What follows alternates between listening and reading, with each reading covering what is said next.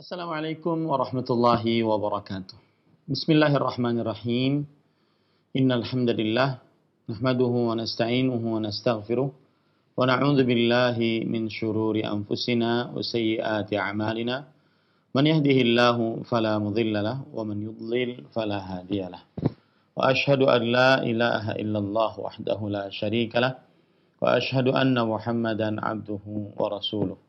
يا أيها الذين آمنوا اتقوا الله حق تقاته ولا تموتن إلا وأنتم مسلمون يا أيها الناس اتقوا ربكم الذي خلقكم من نفس واحدة وخلق منها زوجها وبث منهما رجالا كثيرا ونساء واتقوا الله الذي تساءلون به والأرحام إن الله كان عليكم رقيبا يا أيها الذين آمنوا اتقوا الله وقولوا قولا سديدا يصلح لكم أعمالكم ويغفر لكم ذنوبكم ومن يطع الله ورسوله فقد فاز فوزا عظيما أما بعد فإن أصدق الحديث كتاب الله وأحسن الهدي هدي محمد صلى الله عليه وعلى آله وسلم وشر الأمور محدثاتها وكل محدثة بدعة وكل بدعة ضلالة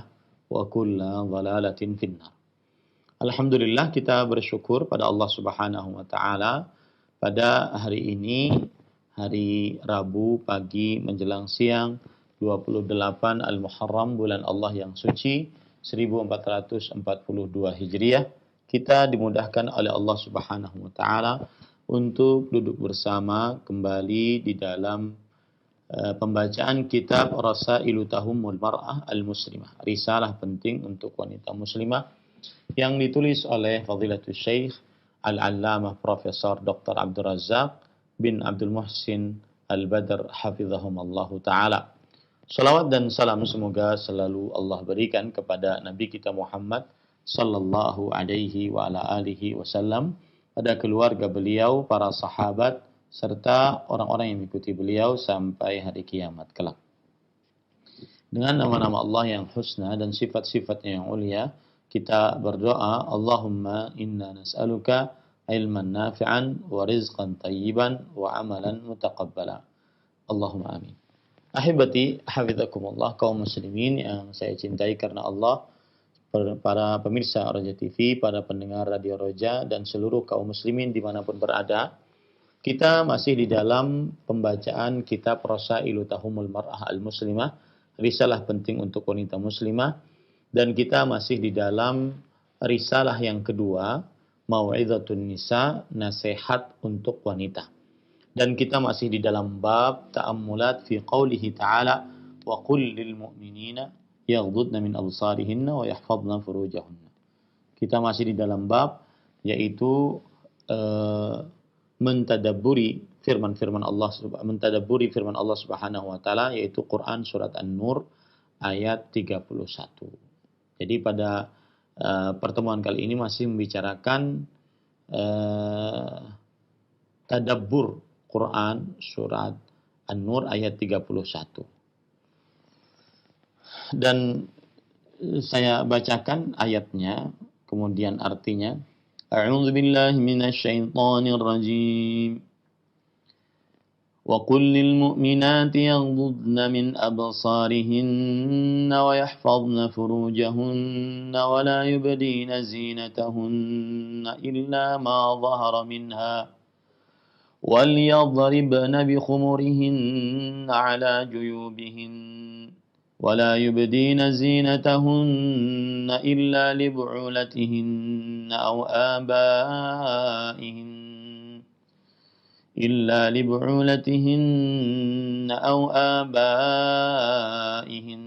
أو آباء بعولتهن أو أبنائهن أو أبناء بعولتهن أو إخوانهن أو بني إخوانهن أو بني أخواتهن أو بني أخواتهن أو نسائهن أو ما ملكت أيمانهن غير أولي الإربة من الرجال أو الطفل الذي لم يظهروا على عورات النساء ولا يضربن بأرجلهن ليعلم ما يخفين من زينتهن وتوبوا إلى الله جميعا أيها المؤمنون لعلكم تفلحون. Yang artinya, para ikhwan yang dirahmati oleh Allah Subhanahu wa taala, Allah Subhanahu wa taala berfirman di dalam surat An-Nur ayat 31, katakanlah wahai Muhammad sallallahu alaihi wasallam kepada wanita yang beriman, hendaklah mereka menahan pandangan mereka dan memelihara kemaluan mereka, dan janganlah mereka menampakkan perhiasan mereka kecuali yang biasa nampak daripadanya, dan hendaklah mereka menutup kain kudung ke dadanya, dan janganlah menampakkan perhiasannya kecuali kepada suami mereka atau ayah mereka atau ayah suami mereka atau putra-putra mereka atau putra-putra suami mereka atau saudara-saudara laki-laki mereka atau putra-putra saudara laki-laki mereka atau putra-putra saudara perempuan mereka atau wanita-wanita Islam atau budak-budak yang mereka miliki atau pelayan-pelayan laki-laki yang tidak mempunyai keinginan terhadap wanita atau anak-anak yang belum mengerti tentang aurat wanita. Dan janganlah mereka memukulkan kakinya agar diketahui perhiasan yang mereka sembunyikan. Dan bertaubatlah kamu sekalian kepada Allah, hai orang-orang yang beriman, supaya kamu beruntung.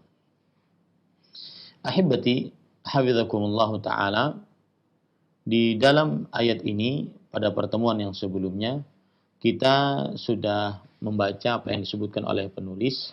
Beliau mengatakan pada paragraf yang pertama bahwa di dalam ayat ini Allah Subhanahu wa taala memerintahkan untuk menundukkan pandangan dan menjaga kemaluan.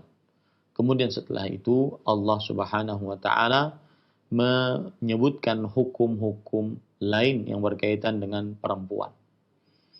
Kemudian ahibati hafizakumullah taala, penulis mengatakan bahwa menjaga pandangan adalah lebih suci dan lebih bersih baik bagi laki-laki ataupun perempuan. Karena dengan menjaga pandangan, maka dia akan terjaga dari terperosok ke dalam perbuatan fahisyah, perbuatan yang dikejikan oleh akal sehat dan oleh syariat yang mulia. Kemudian penulis mengatakan, ketika Allah Subhanahu wa taala berfirman, "Qul lil mu'minat," katakanlah wahai Muhammad sallallahu alaihi wasallam untuk wanita-wanita beriman. Kata penulis, Allah Subhanahu wa taala dalam ayat ini menyebutkan gelar yang sangat agung, yaitu wanita-wanita beriman.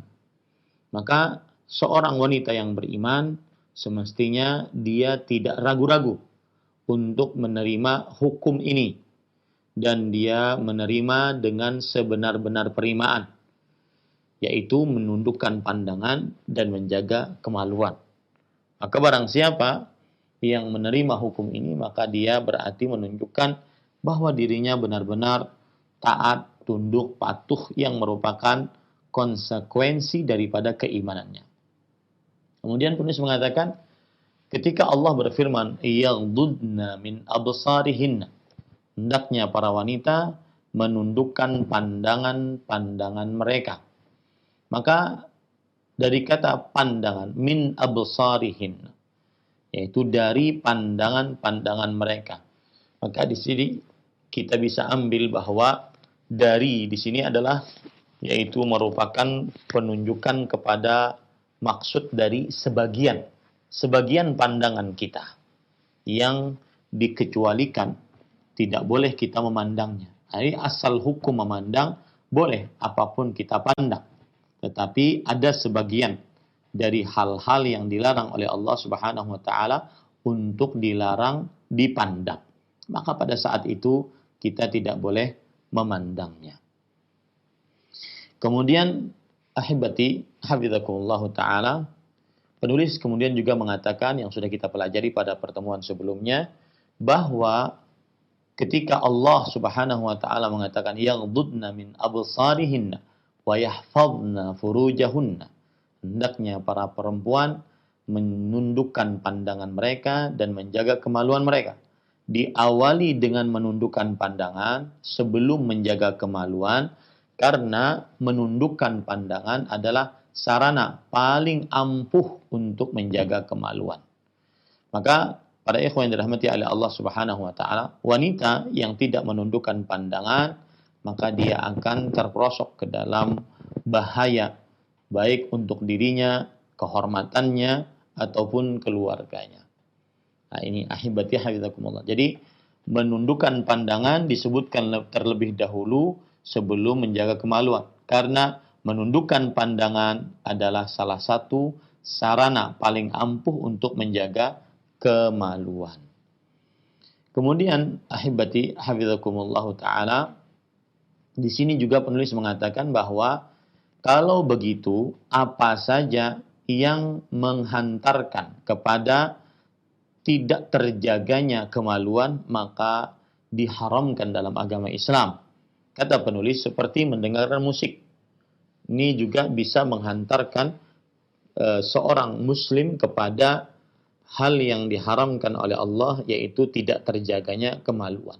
Maka pada saat itu diharamkan untuk mendengarkan musik dalam syariat Islam.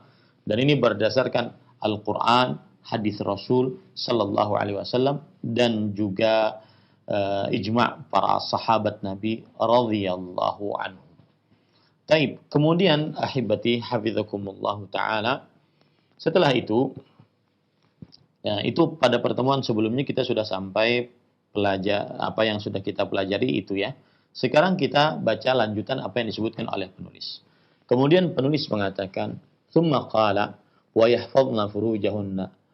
Hifdzul farji min ahammil umur allati yanbaghi an tu'na biha al-muslimah باتخاذ كل سبب يؤديه إلى حفظه والتي تحفظ فرجها تنال بذلك ألقابا شريفة كريمة لا تنالها إلا بحفظه حيث وصفت بالعفيفة والمحصنة والبرة والتقية إلى غير ذلك من الأوصاف الكريمة فكيف تستبدل هذه الأسماء الجليلة باسم الفسوق وكيف تستبدل بألقاب شنيعة كالزانية الفاجرة العاهرة الخبيثة بئس الاسم الفسوق بعد الإيمان. Kata penulis, kemudian Allah Subhanahu wa taala dalam surah An-Nur ayat 31 mengatakan wa yahfazna furujahunna. Hendaknya para perempuan menjaga kemaluan mereka. Menjaga kemaluan adalah termasuk perkara yang paling penting untuk diperhatikan oleh seorang wanita muslimah dengan cara mengambil setiap sebab yang menghantarkan kepada penjagaan terhadap kemaluan tersebut. Ya. Jadi apa saja yang bisa menghantarkan kepada terjaganya kemaluan, maka ini semestinya seorang muslimah melakukannya. Kemudian Syekh menjelaskan bahwa wanita yang menjaga kemaluan dia akan mendapatkan gelar-gelar yang mulia di dalam Al-Quran, dalam hadis, ataupun di tengah masyarakat. Ya, yang mana gelar-gelar mulia tersebut tidak didapatkan oleh seorang wanita kecuali dengan menjaga kemaluan. Seperti misalkan Al-Afifah, wanita yang suci. Al-Muhsanah, wanita yang terjaga. Al-Barrah, wanita yang baik. At-Taqiyah, wanita yang bertakwa. Dan lain-lainnya dari sifat-sifat dan gelar-gelar wanita muslimah yang menjaga kemaluannya, yang tidak didapat gelar tersebut kecuali dengan menjaga kemaluan. Kemudian Syekh menyindir keras bagaimana nama-nama yang indah seperti ini, yang mulia seperti ini, Al-Afifah, Al-Muhsanah, Al-Barrah, Al-Taqiyah, diganti dengan nama-nama yang buruk. Ya, seperti misalkan az-zaniyah, wanita pezina, al-fajirah, wanita yang banyak dosa, kemudian al-ahirah, wanita pelacur, al-khabithah, wanita yang buruk. Maka kata Syekh, ini sungguh adalah pergantian nama yang sangat buruk. Sebagaimana firman Allah dalam surat Al-Hujurat ayat 11. Bi'sal ismul fusuqu ba'dal iman. Sungguh sangat buruk nama kefasikan setelah keimanan.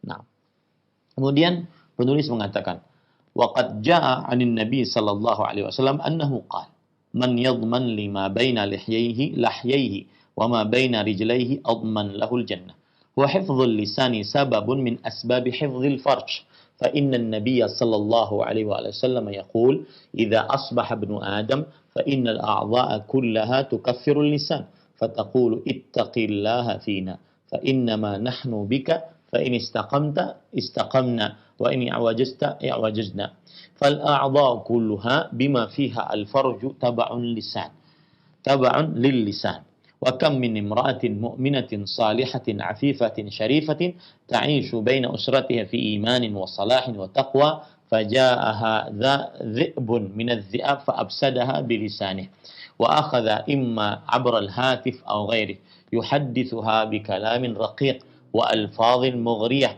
bi afsada 'alaiha iffataha wa syarafaha wa karamataha. Perhatikan, kalau tadi penulis mengatakan bahwasanya Allah berfirman dan hendaklah para perempuan menjaga kemaluan mereka. Maka kemudian penulis mengatakan bahwa hal yang paling patut diperhatikan oleh seorang wanita muslimah adalah menjaga kemaluannya. Kemudian setiap apa saja sarana-sarana yang menghantarkan kepada tidak terjaganya kemaluan, maka ini pasti diharamkan dalam agama Islam. Kemudian penulis mengatakan apabila seorang wanita muslimah menjaga kemaluannya, maka dia akan mendapatkan gelar-gelar, sifat-sifat yang sangat-sangat indah dan mulia. Di antaranya yaitu yang tidak didapatkan kecuali dengan menjaga kemaluan.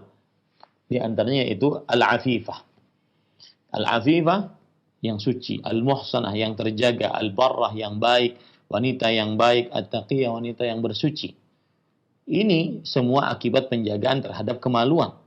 Apabila dia tidak menjaga kemaluan, maka dia akan dinamakan az-zaniyah, wanita pezina, al-fajirah, wanita tukang dosa, al-ahirah, wanita pelacur, al-khabithah, wanita yang buruk. Maka alangkah buruknya ya nama-nama yang diganti setelah keimanan. Kemudian penulis mengatakan salah satu penjagaan terhadap kemaluan adalah lisan. Lisan bisa menghantarkan seseorang menjaga kemaluan, lisan bisa menghantarkan seseorang menjaga tidak terjaganya kemaluan. Sebagaimana hadis Rasul sallallahu alaihi wasallam riwayat Bukhari dari Sahal bin Sa'ad radhiyallahu an, Rasul sallallahu alaihi wasallam bersabda, barang siapa yang menjaga untukku antara lahyaihi. Lahyai itu ini, ya, antara lahyaihi. Dua bibirnya, yaitu lisannya. Dan antara antara dua kakinya, yaitu kemaluannya. Maka aku jamin untuknya masuk ke dalam surganya Allah Subhanahu wa taala. Lihat di situ ada hubungan antara lisan dengan kemaluan. Siapa yang menjaga lisan, terjaga kemaluannya. Siapa yang tidak menjaga lisan, tidak terjaga kemaluannya. Begitu juga hadis yang lain yang dibawakan oleh penulis di sini, hadis riwayat Imam Tirmidzi dari Abu Sa'id Al-Khudri radhiyallahu an, bahwa Rasulullah sallallahu alaihi wasallam bersabda, jika di pagi hari anak Adam, maka seluruh anggota tubuhnya akan mengadu kepada lisan, akan melapor kepada lisan. Kemudian seluruh anggota tubuhnya berkata, wahai lisan, takutlah engkau kepada Allah, sesungguhnya kami akan sesuai denganmu. Jika engkau lurus, maka kami akan lurus. Jika engkau menyimpang, membelok, kami pun akan menyimpang. Maka ahibati hafizakumullah ta'ala, dia Syekh kemudian mengingatkan di sini berapa banyak wanita-wanita yang mukminah, yang salihah, yang suci, yang mulia, dia terjaga kesuciannya, dia terjaga kemaluannya, dia terjaga kehormatannya. Tetapi ketika dia sudah memulai membuang membuat hubungan dengan laki-laki yang hidung belang, dengan laki-laki para serigala-serigala pembawa hawa nafsu, dengan rayuan-rayuan mautnya. Berapa banyak wanita-wanita yang mulia, yang suci, yang terjaga tersebut akhirnya terperosok ke dalam jurang fahisyah, jurang dosa keji, zina, ya, kemudian berhubungan dengan hubungan yang haram tanpa ada hubungan yang sah. Ini akibat lisan. Itu maksud dari hadis Rasul sallallahu alaihi wa ala alihi wasallam. Dan ada perkara menarik para ikhwan yang dirahmati oleh Allah Subhanahu wa taala. Di dalam Al-Qur'an ada disebutkan bahwa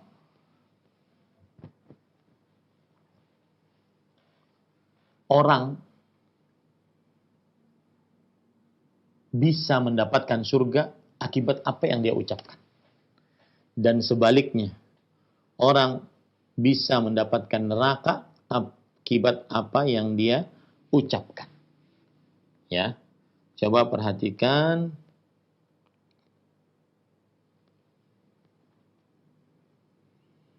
di dalam surat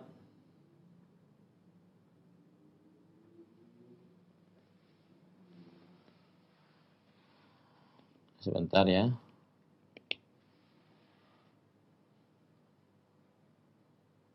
Dalam surat Al-Hasyr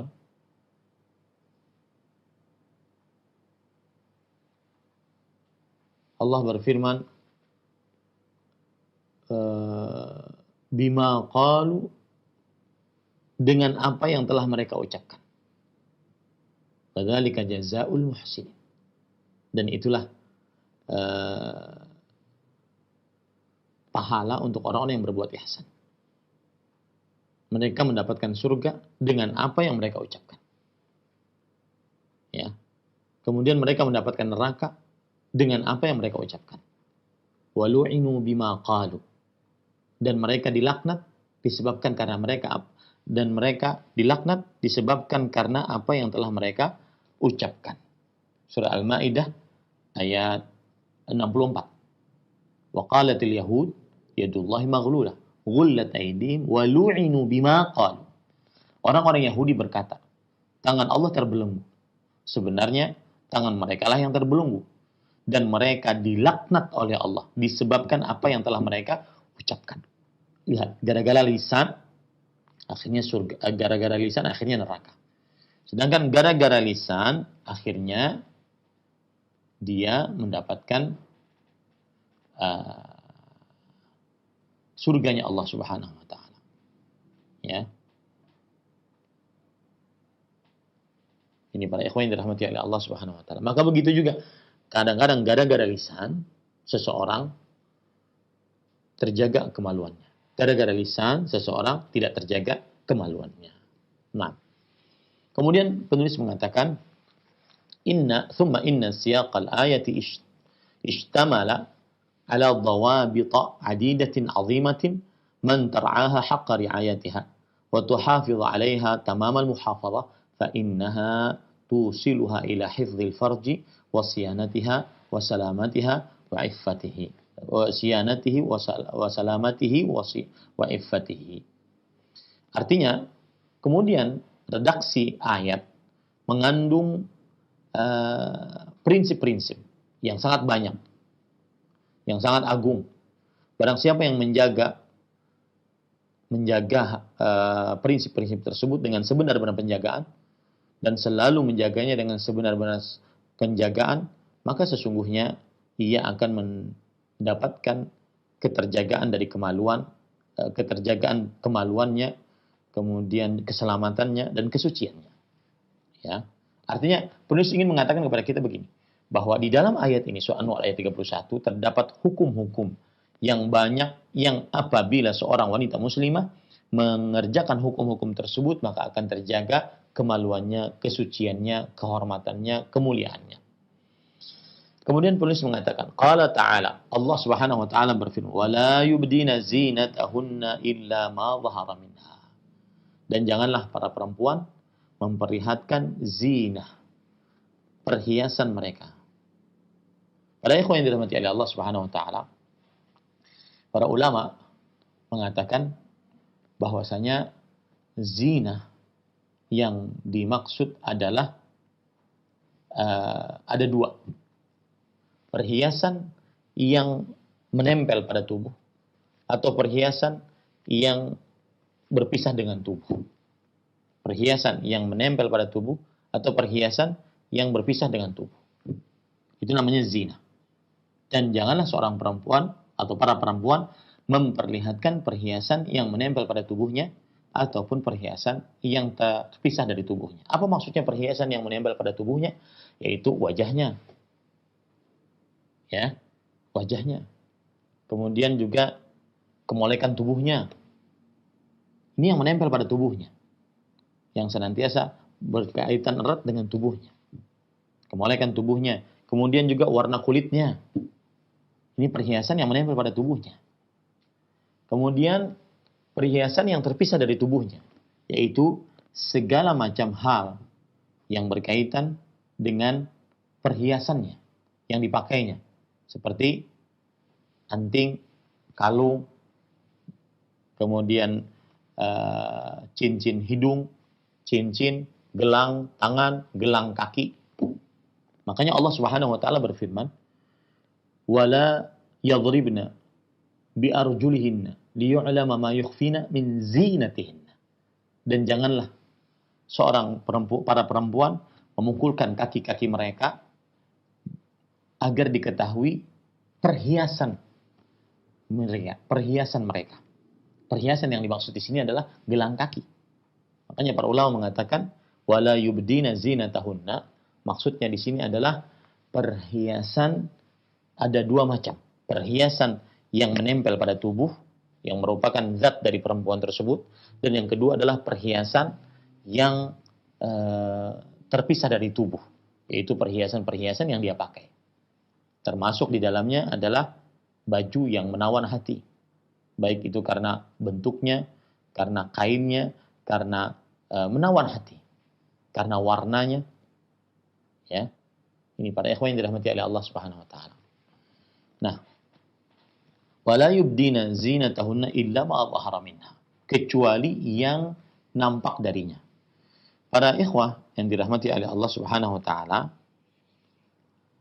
terjadi khilaf di antara para ulama rahimahumullah taala tentang apa yang disebut dengan perhiasan kecuali yang biasa nampak darinya. Jangan menampakkan perhiasannya kecuali yang biasa nampak darinya. Kata Abdullah bin Mas'ud radhiyallahu anhu bahwasanya yang dimaksud dengan kecuali yang nampak darinya adalah yaitu kain bajunya. Ya, kain bajunya. Ini para ikhwan yang dirahmati oleh Allah Subhanahu wa taala. Sedangkan Abdullah bin Abbas radhiyallahu anhuma mengatakan kecuali yang nampak darinya adalah wajahnya dan kedua telapak tangannya.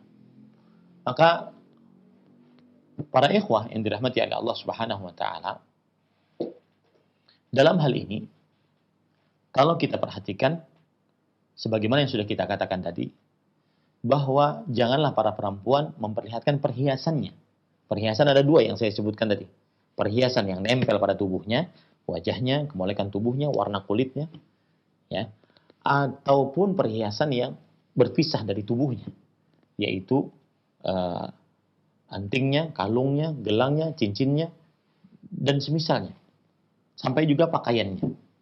Nah, ketika kita katakan janganlah para perempuan memperlihatkan perhiasannya kecuali yang biasa nampak darinya. Apa yang biasa nampak darinya? Maka terjadi khilaf di antara para ulama rahimahumullah. Di antara para salafus saleh bahwa Abdullah bin Abbas radhiyallahu anhu mengatakan yaitu kecuali yang nampak darinya yaitu wajahnya dan kedua telapak tangannya. Ini berarti diperbolehkan untuk terlihat. Ini berarti diperbolehkan untuk terlihat. Karena Yang dimaksud dengan perhiasan, kata Abdullah bin Abbas radhiyallahu anhu, yang dimaksud dengan perhiasan jangan ditampakkan, maksudnya adalah perhiasan yang menempel pada tubuhnya. Perhiasan yang menempel pada tubuhnya, yaitu wajah, kemudian kemolekan tubuhnya, kemudian warna kulitnya. Sedangkan Abdullah bin Mas'ud radhiyallahu anhu mengatakan bahwa perhiasan yang dimaksud di sini adalah perhiasan yang berpisah dari tubuhnya, seperti cincin hidung, anting, kalung, cincin tangan, gelang tangan, kemudian gelang kaki dan semisalnya. Wallahu a'lam. Ahibati hafizakumullah taala, pendapat yang lebih kuat pada permasalahan ini adalah yaitu bahwa janganlah para perempuan memperlihatkan perhiasannya. Perhiasan yang dimaksud di sini adalah perkataan yang dimaksud oleh Abdullah bin Mas'ud radhiyallahu anhu, yaitu perhiasan yang berpisah dengan wajah, berpisah dengan dengan tubuh perempuan, yaitu emas-emas yang dia pakai sebagai perhiasannya, kecuali yang nampak darinya adalah bajunya. Maka para ikhwan yang dirahmati oleh Allah Subhanahu wa taala, dan ini pendapat yang lebih kuat. Oleh karena itu, perempuan tidak mengapa terlihat wajah dan kedua telapak tangannya. Tetapi apabila terlihat wajah dan kedua telapak tangannya, maka tidak boleh dia memakai make up. Dan ini para ulama sepakat. Yang terlihat wajah dan kedua telapak tangan, tetapi dia memakai make up sehingga terlihat cantik oleh laki-laki yang bukan mahramnya, maka sepakat para ulama haram. Tidak ada perbedaan pendapat di antara. Baik yang mewajibkan cadar atau yang tidak mewajibkan cadar. Paham maksud saya ya? Paham maksud saya? Jadi saya ulangi sekali lagi. Ketika Allah Subhanahu wa taala berfirman, "Wala yubdina zinatahunna." Para perempuan janganlah memperlihatkan perhiasan mereka. Perhiasan yang dimaksud di sini ada dua macam. Perhiasan yang nempel pada tubuh, tidak berpisah dari tubuh, dan perhiasan yang terpisah dari tubuh, cuma dipakai pada tubuh. Yang nempel pada tubuh perhiasannya adalah kecantikan wajah, kemolekan tubuh, kemudian warna kulit yang indah. Itu 3 poin, perhiasan yang nempel pada tubuh. Yang kedua, perhiasan yang berpisah dari tubuh, yang dipakai pada tubuh, seperti segala macam perhiasan, seperti anting, kalung, cincin hidung, kemudian juga cincin jari jemari tangan, gelang tangan, gelang kaki, dan seluruh perhiasan. Ini 2 makna dari perhiasan. Paham sampai sini ya? Paham sampai sini. Baik. Kalau sudah dipahami itu, maka kemudian para ulama rahimahullah ta'ala berbeda pendapat dalam perihal wala yubdina zinatahunna illa ma dhahara minha. Dan para perempuan janganlah memperlihatkan perhiasan mereka kecuali yang nampak darinya. Maka lihat perhiasan yang dimaksud pada ayat ini. Apakah yang pada diri perempuan tersebut atau yang dipakai oleh perempuan tersebut? Maka khilaf di antara ulama. Ada yang mengatakan perhiasan yang dimaksud pada ayat ini adalah yang menyatu pada diri seorang perempuan. Ya, menyatu pada diri seorang perempuan. Dan ini adalah pendapatnya Abdullah bin Abbas radhiyallahu anhu. Bahwasanya perhiasan seorang perempuan tidak boleh terlihat. Yaitu maksudnya adalah wajahnya, kedua telapak tangannya, kemudian bentuk tubuhnya, warna kulitnya. Tidak boleh terlihat. Kecuali 2. Yaitu wajah dan kedua telapak tangan. Ini pendapat dari Abdullah bin Abbas radhiyallahu anhu. Nah, sedangkan Abdullah bin Mas'ud radhiyallahu anhu berpendapat bahwasanya perhiasan yang dimaksud adalah perhiasan yang dipakai oleh perempuan, bukan yang ada pada zatnya perempuan, dipakai. Seperti yang saya ucapkan tadi berkali-kali, anting, kalung, gelang, cincin, dan seterusnya.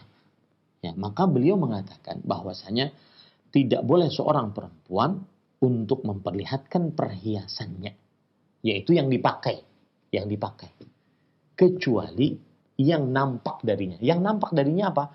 Yaitu pakaiannya, kainnya. Maka itu tidak mengapa untuk terlihat.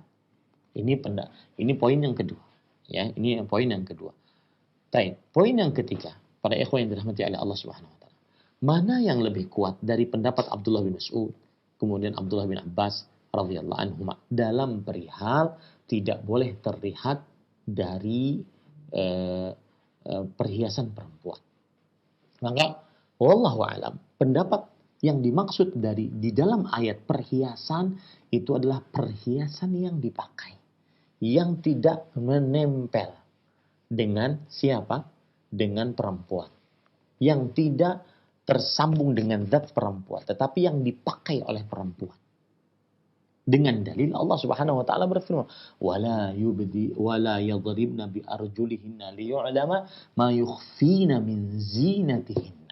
Dan janganlah para perempuan memukulkan kaki-kaki mereka agar diketahui apa yang tersembunyi dari perhiasan mereka, yaitu gelang-gelang kaki mereka. Maka dalam hal ini pendapat Abdullah bin Mas'ud radhiyallahu anhu lebih kuat bahwa perhiasan yang dimaksud adalah perhiasan yang dipakai. Cuma berarti pengecualian yang lebih kuat adalah kecuali yang biasa nampak adalah pendapatnya Abdullah bin Abbas radhiyallahu anhu. Ya. Pendapatnya siapa? Abdullah bin Abbas radhiyallahu anhu. Bahwasanya wajah dan kedua telapak tangan. Ya, wajah dan kedua telapak tangan. Ini yang boleh terlihat dari para perempuan. Kenapa? Karena pada ikhwan, perhiasan yang dimaksud adalah perhiasan yang menempel pada perempuan atau yang dipakai oleh para perempuan. Berarti bukan illa ma zahara minha, kecuali yang nampak darinya. Bukan illa ma azharna minha. Allah berfirman kecuali yang nampak dari mereka. Bukan kecuali yang mereka tampakkan. Bedakan antara itu. Kecuali yang nampak dari mereka. Yang nampak dari mereka adalah perhiasan yang nempel. Nampak dari mereka. Itu wajah dan kedua telapak nampak dari mereka. Bukan perhiasan yang mereka tampakkan. Itu perhiasan yang mereka pakai. Enggak, bukan itu maksudnya.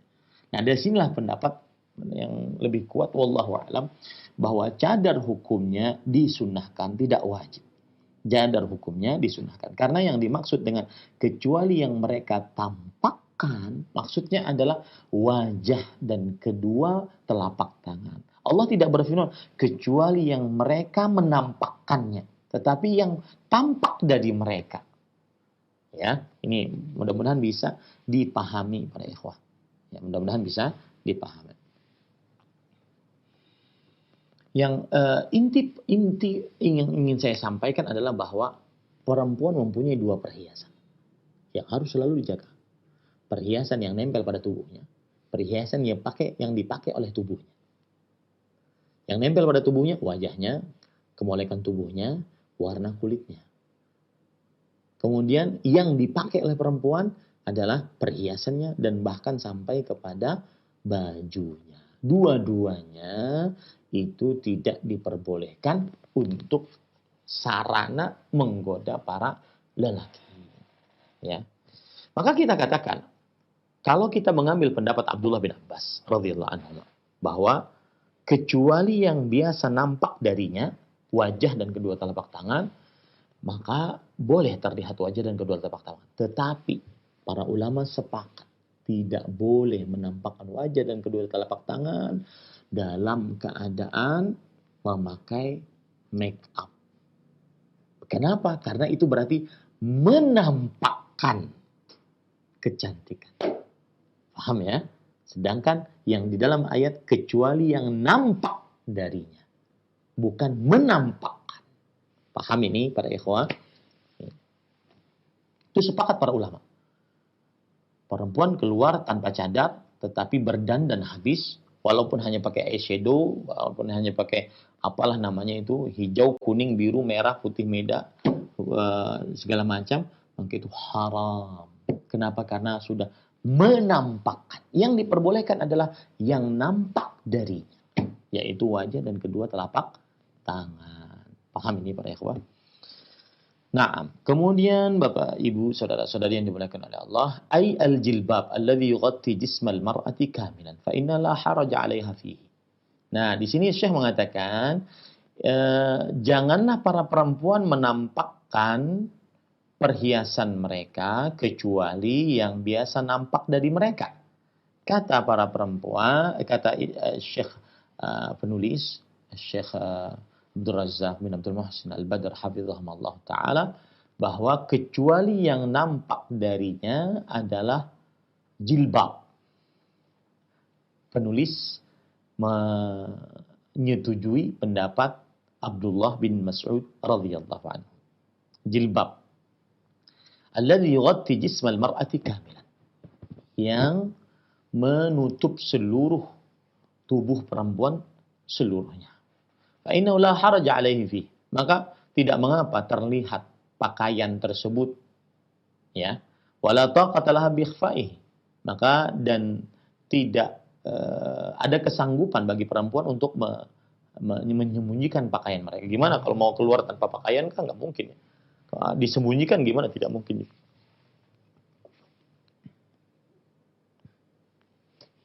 Walakin 'alaiha an tura'iya fihi alla yakuna nafsuhu libasa fitnah. Nah, ini penting. Tetapi hendaknya para perempuan tersebut untuk memperhatikan di dalam jilbab yang dia pakai, jangan sampai jilbabnya itu menggoda. Hijab yang dia pakai, jangan sampai hijabnya itu menggoda. Ini perkara penting.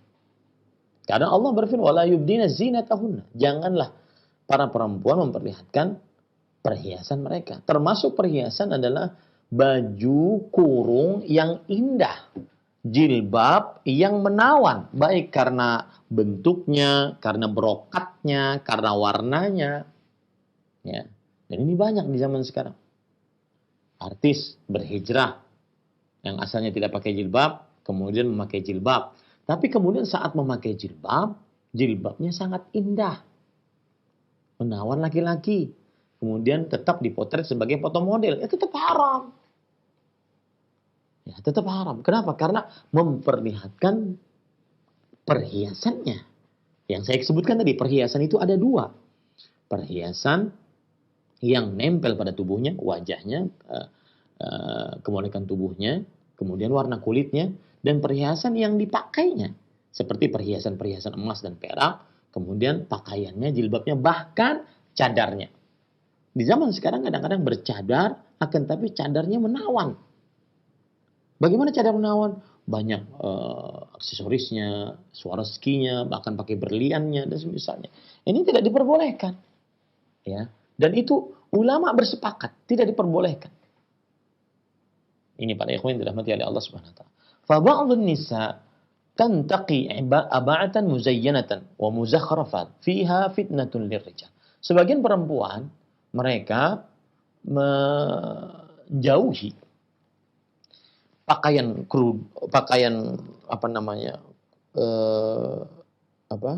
pakaian kurung yang penuh dengan perhiasan, penuh dengan corak, ya, yang di dalamnya terdapat godaan bagi laki-laki. Fatakunu mukhalafatan bidzalika mukhalafatan amrallahi tabaraka wa ta'ala fi hadhil ayat. Maka akhirnya dia menyelisih perintah Allah Subhanahu wa taala dalam ayat ini. Fa 'alaiha an tastashira wa hiya talbasu hadhil abah annaha libasu hishmah wa laysat libasa tazayyun. Maka hendaklah seorang perempuan merasa bahwasanya ketika dia memakai pakaian kurung panjang ini, ya, bahwa dia itu adalah pakaian menunjukkan sifat malu, bukan malah pakaian yang memperlihatkan perhiasan. Itu ingat ya, ya terutama para public figure nih, Anda dicontoh oleh kaum muslimat, ya. Ustadz kan hijrah harus pelan-pelan, nggak ada harus pelan-pelan, harus 100% dan segera, karena kita yang namanya bertaubat itu harus bertaubat dari seluruh dosa. Nah, seperti itu. Oh, taib. Kemudian penulis mengatakan, wa qawlihi waliyadharibna bi khumurihin. Dan hendaklah para perempuan mengikat khumur. Khumur, yaitu kain penutup kepala mereka. Kain penutup kepala mereka. Penulis mengatakan, wal khimaru huwal jilbab alladhi tughatti bihil mar'ah jasmaha fa in kunna bi hadratir rijal ajanib yajibu an yadriba bi khumurihinna ala juyubihinna fatughatti wajhaha wa tughatti yadaha wa tughatti jismaha wa tughatti zinataha li alla taftina ar-rijal bi zinatiha wa takuna wasilatan lil wuqu'i al-fasad. Beliau mengatakan khimar adalah jilbab yang seorang perempuan menutupi seluruh tubuhnya. Apabila ia berada di hadapan laki-laki yang bukan mahramnya, wajib untuknya menutup dengan khimarnya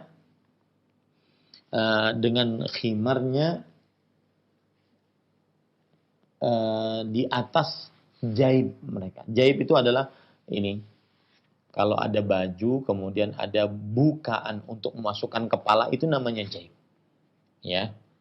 Maka ini harus ditutup. Pakai jilbab ditutup di sini sehingga di sini tertutup dan wajahnya pun tertutup.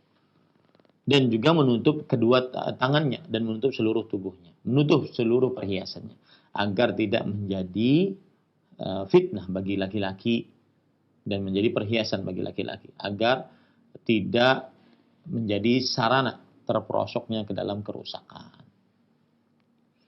Para ikhwan yang dirahmati oleh Allah Subhanahu wa taala, kalau kita perhatikan yang dimaksud dengan khimar, coba kita baca ya.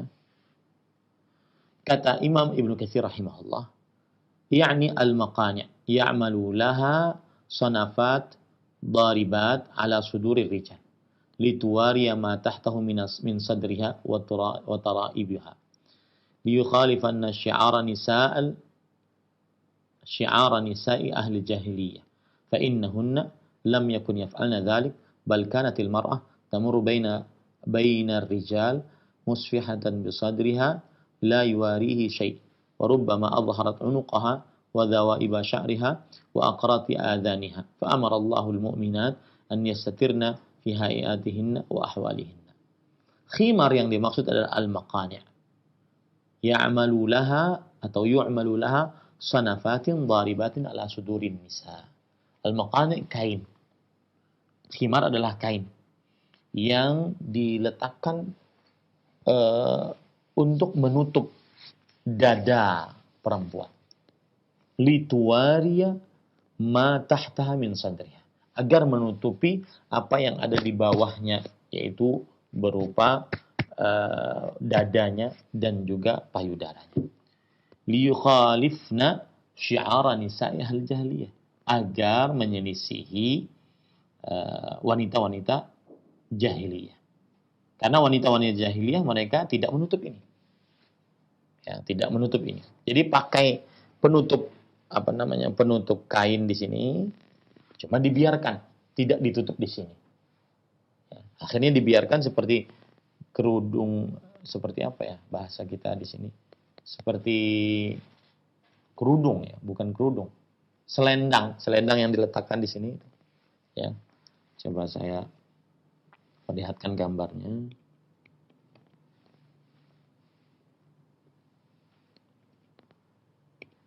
Sehingga bisa dipahami maksud saya ya. Nah, ini dia. Lihat, para ikhwan yang dirahmati oleh Allah Subhanahu wa taala. Para perempuan terdahulu mereka memakainya seperti ini.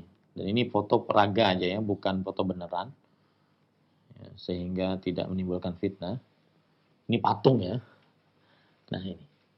Ini khimar. Khimar dipakai di atas kepala. Tetapi tidak diikat di bawah dagu. Kemudian akhirnya lehernya terlihat. Dadanya terlihat. Bahkan kadang-kadang payudaranya terlihat. Nah itulah yang disebut dengan khimar. Ya, ini pendapat yang lebih kuat. Wallahu a'lam. Akhirnya terlihat, kata Imam Ibnu Katsir, terlihatlah lehernya, kemudian terlihat ujung-ujung rambutnya, kemudian terlihat kantingnya. Maka Allah Subhanahu wa taala memerintahkan untuk wanita-wanita beriman hendaknya mereka menutup di dalam keadaan mereka dan dalam pakaian mereka. Nah, itu yang disebut dengan khimar. Itu pendapat yang lebih kuat, ya, bukan jilbab yang dibawakan oleh penulis di sini. Karena jilbab itu beda lagi. Jilbab itu adalah kain di atas khimar. Jilbab adalah kain di atas khimar yang menutup dari seluruh tubuh, dari ujung rambut sampai ujung kaki. Itu namanya jilbab. Jadi kalau kita di Indonesia kadang-kadang ada para perempuan memakai jilbab. Kata-kata jilbab. Nah, jilbab itulah yang disebut dengan khimar. Semestinya setelah jilbab itu ada kain lagi penutupnya. Itu yang disebut dengan jilbab dalam bahasa Arab. Ya. Jadi jilbab itu bagi orang Indonesia sebenarnya dalam bahasa Quran adalah khimar. Khimar. Kemudian di atas khimar semestinya memakai jilbab. Allah berfirman, yudnina alaihinna min jalabibihin. Hendaklah para perempuan memanjangkan jilbab-jilbab mereka. Jilbab-jilbab itu adalah kain di atas khimar tadi. Ya. Tadi. Ini para ikhwan yang dirahmati oleh Allah Subhanahu wa taala. Nah, kalau ada perempuan memakai ciput, bagaimana? Apakah itu disebut dengan khimar? Maka kita katakan itu pengikat rambut, ciput, ya, dipakai di sini sehingga rambutnya bisa rapi. Kemudian setelah itu dia memakai kain. Nah, kain di atas ciput itu khimar karena diikat di sini. Yang dinamakan di dalam bahasa Indonesia jilbab. Kain di atas ciput itu adalah khimar. Yang dinamakan dalam bahasa Indonesia adalah jilbab. Kemudian kain di atas jilbab, di atas khimar, itu adalah jilbab dalam bahasa Al-Quran. Paham ya para ikhwah? Jadi, lalu bagaimana Ustaz? Apakah kita pakai ciput atau enggak? Nah, itu terserah. Yang jelas pakai khimar, kalau pakai khimar berarti pakai ditutup di sini. Sehingga tidak seperti kaum wanita jahiliyah yang terlihat antingnya, lehernya, kemudian kalungnya, antingnya, kemudian rambutnya terlihat karena tidak ditutup. Ya, karena tidak ditutup. Ini para ikhwan yang dirahmati Allah. Makanya Allah berfirman, "Wal yadribna bi khumurin." Hendaklah mereka ikat khimar-khimar mereka di bawah dagu mereka, ala juyubihin, di atas tempat jaib. Jaib itu ini. Ini jaib namanya. Ya. Agar tertutup dada mereka, payudara mereka, kemudian anting, kalung, dan leher serta rambut-rambut mereka. Itu namanya apa? Khimar dalam bahasa Al-Quran dan jilbab dalam bahasa Indonesia. Di atas khimar, dalam tanda kutip di atas jilbab, itu adalah kain yang menutupi dari atas rambut ke bawah. Itu disebut dengan apa? Dengan jilbab dalam bahasa Al-Quran. Taib, kalau seandainya gini Ustaz, kita pakai khimar, tapi kita kondisikan seperti jilbab. Pakai khimar, penutup kain kepala, kita kondisikan pakai jilbab. Boleh. Ya, berarti pakai khimar yang panjang. Boleh saja. Tidak mengapa. Ini para ikhwah. Ini para perempuan harus paham betul masalah-masalah seperti ini. Karena mereka memakainya. Kemudian penulis mengatakan, وَلَا يُبْدِنَ زِينَتَهُنَّ إِلَّا لِبُعُولَتِهِنَّ لَمَّا نَهَى اللَّهُ تَبَارَكَ وَتَعَالَى عَنْ إِبْدَاءِ الزِّينَةِ ذكر جل وعلا استثناءات من هذه الآية للمرأة أن تكشف وجهها ويديها عندهم. Ketika Allah Subhanahu wa taala melarang ya untuk memperlihatkan perhiasan, Allah Subhanahu wa taala menyebutkan beberapa pengecualian. Ya, beberapa pengecualian. Pengecualian yang dimaksud adalah wajah, boleh memperlihatkan wajah, dan kedua tangan di hadapan laki-laki yang dikecualikan tersebut. Di antaranya bu'ulah. Al-ba'lu az-zawj. Fatubdi zinataha li zawjiha. Bal innal mar'ah la yushra'u laha an tattakhidha kamila az-zinah wa abhaha wa ahsana zinataha illa wa ahsana zinatiha illa 'inda zawjiha. Lakin ba'd an-nisa ta'tani biz-zinah idza aradat al-khuruj imma lil munasabat aw nahwi dhalik. أما عند زوجها لا تتخذ زينة أبدا أو تتخذ زينة ضعيفة وهذا من الانتكاس في الفهوم. Beliau mengatakan tidak boleh seorang perempuan memperlihatkan perhiasannya kecuali kepada suaminya. Ingat ya, kita merojihkan pendapat yang dimaksud dengan zinah di sini adalah perhiasan yang terpisah dari perempuan, yang dipakai oleh perempuan, seperti cincin, kalung, gelang, ya, cincin hidung dan seterusnya, anting, ya, maka tidak diperbolehkan kepada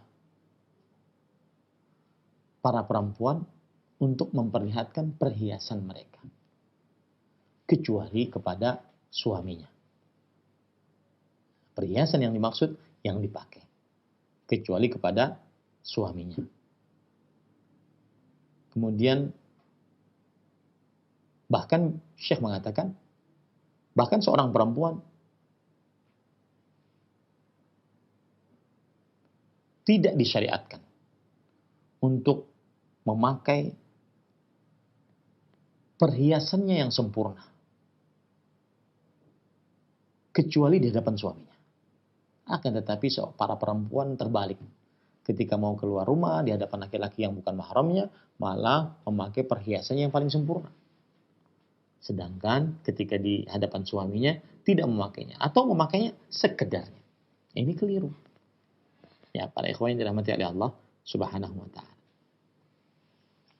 Itu kalau kita katakan bahwa janganlah kalian, wahai para perempuan, memperlihatkan perhiasan yang nempel pada kalian, ya, kecuali kepada suami kalian. Kalau kita katakan bahwa perhiasan yang dimaksud di sini adalah perhiasan yang nempel pada tubuh perempuan, wajahnya, kemudian kemolekan tubuhnya, kemudian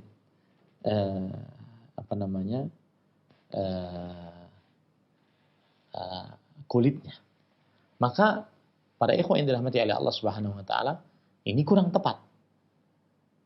Ini kurang tepat. Karena kalau kita katakan janganlah seorang perempuan memperlihatkan wajahnya kecuali kepada suaminya. Karena perhiasan yang maksud adalah wajah yang nempel pada tubuhnya. Janganlah para perempuan memperlihatkan warna kulitnya kecuali kepada suaminya. Nah, ini para ikhwan yang dirahmati oleh Allah Subhanahu wa taala tidak tepat. Kenapa? Karena wajah adalah perhiasan yang nempel. Dan itu diperbolehkan untuk diperlihatkan kepada laki-laki yang bukan mahramnya. Yang tidak diperbolehkan adalah ketika memperlihatkan wajah kemudian bermake up. Ini berarti menempelkan perhiasan kepada wajah dan memperlihatkannya kepada laki-laki. Itu yang tidak diperbolehkan. Paham ini wal ikhwah yang dirahmati oleh Allah Subhanahu wa taala. Nah, yang jelas janganlah memperlihatkan perhiasan. So, para perempuan memperlihatkan perhiasan mereka, baik perhiasan yang nempel pada tubuh mereka atau perhiasan yang mereka pakai di tubuh mereka, kecuali kepada suami dalam hal ini. Kemudian disebutkan au abaihin, au abai bu'ulatihin, au abnaihin, au abnai bu'ulatihin, au ikhwanihin, au bani ikhwanihin, au bani akhwatihin, fa kullu haula'i maharimun laha. Janganlah para perempuan memperlihatkan perhiasan mereka kecuali kepada suami, satu, atau bapak, dua, atau mertua laki-laki, tiga, atau anak laki-laki, empat, atau anak laki-laki suami, lima, anak tiri berarti ini, anak laki-laki suami, lima, atau yang keenam, saudara laki-laki, yang ketujuh, atau anak laki-laki dari saudara laki-laki, keponakan laki-laki dari saudara laki-laki. Kemudian anak laki-laki dari saudari perempuan.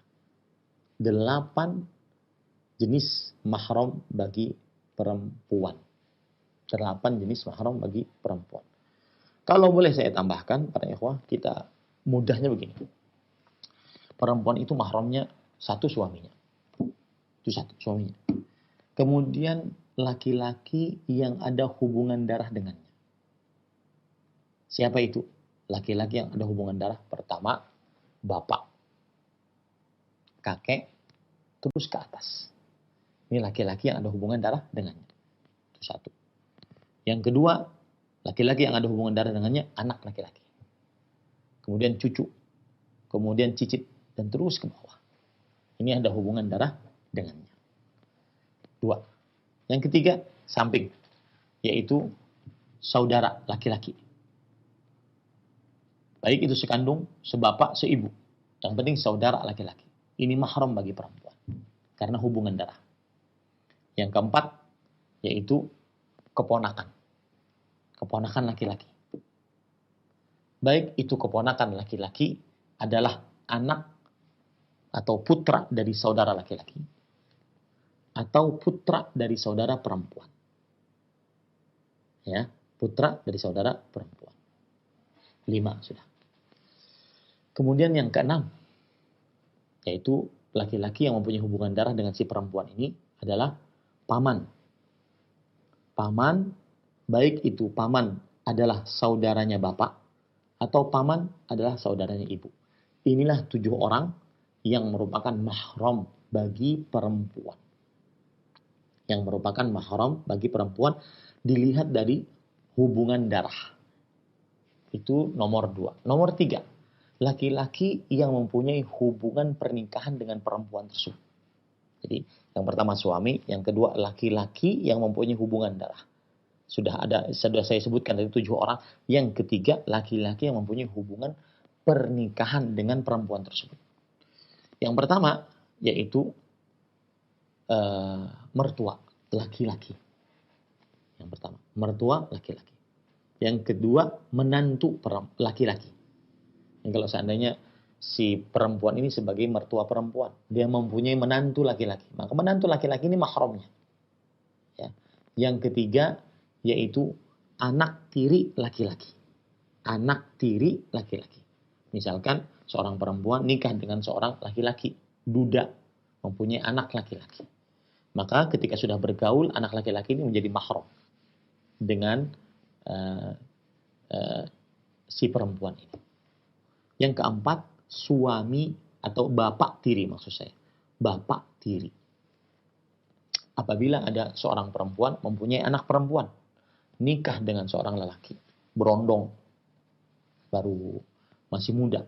Ya, si perempuan ini janda, anak 1 perempuan. Maka setelah menikah, maka bapak tiri ini menjadi mahram bagi anak perempuan si ibunya tadi. Paham ya? Nah itu 4. Berarti kalau kita hitung suami tambah 7, laki-laki yang hubungan karena hubungan darah 7 berarti 8 tambah 4 12. 12 mahram bagi perempuan. Ya, ini para ikhwan. Itu tambahan dari yang disebutkan dalam ayat. Au nisa'in atau para perempuan mereka. Ay yajuzu lin-nisa' an yanzura ba'dhuhunna ila ba'd mutlaqan wa yahtamil anna al-idhafah taqdi al-jinsiyah ay an-nisa' al-muslimah allati min jinsikum fa fihi dalilun liman qala innal muslimata la yajuzu an tanzura ilaiha adh-dhimmiyatu. Artinya ketika Allah Subhanahu wa taala mengatakan atau para perempuan mereka, artinya boleh melihat kepada perhiasan para perempuan, yaitu para perempuan. Kata Syekh penulis, boleh untuk para perempuan melihat sebagian mereka kepada sebagian yang lain secara mutlak. Artinya mau dia muslimah, mau dia kafirah, maka di antara para perempuan boleh melihat satu dengan yang lainnya. Ya. Perhiasan mereka. Seperti anting, kalung, cincin hidung, cincin tangan, gelang, tangan, kaki, dan seterusnya. Ataupun perhiasan mereka yang dimaksud adalah yang nempel, wajah, kemudian kemolekan tubuh, kemudian warna kulit, dan seterusnya. Boleh. Ya, para ikhwah. Ini pendapat yang pertama. Dan Syekh mengatakan, atau dimungkinkan bahwasanya aunisa'ihinna atau para perempuan mereka di sini maksudnya adalah mereka wanita muslimah. Berarti pada saat itu tidak boleh wanita kafirah melihat kepada perhiasan wanita muslimah. Ini memang ada dua pendapat dan saya lebih condong kepada pendapat bahwasanya para perempuan muslimah